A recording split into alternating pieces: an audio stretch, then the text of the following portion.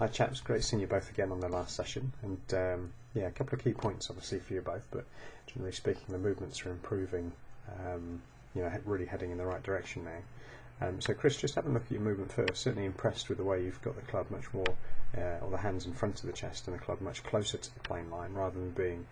behind you and getting into this tricky position where the club's working from too much behind you. So good position into the downswing, and then of course the key once you're getting the club nearer to the plane line is to make sure that the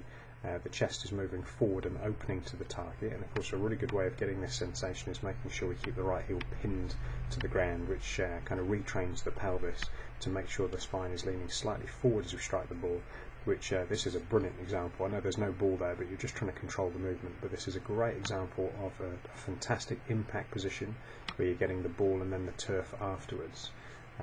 Just having a look at your swing, Andrew, obviously there are a couple of key points. You've been hitting some great shots and then some slightly skew-iff ones, and of course it's all come down to the fact that you've been hitting with almost too much D-loft through impact, so the hands have been arriving up the ball long before the club face. You can see there's a tremendous amount of forward shaft lean, and I've just put this arrow in place to indicate I'd like the club head to be, for there to be some parity rather,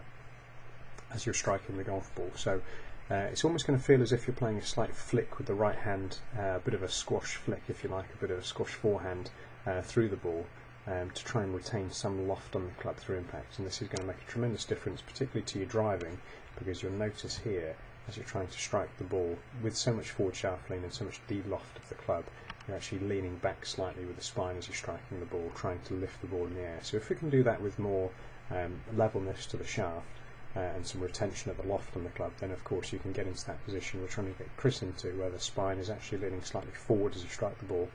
rather than back. So a couple of good key points and a couple of some good shots hit during the session, and yeah, hopefully you've had some good games and look forward to seeing you again soon.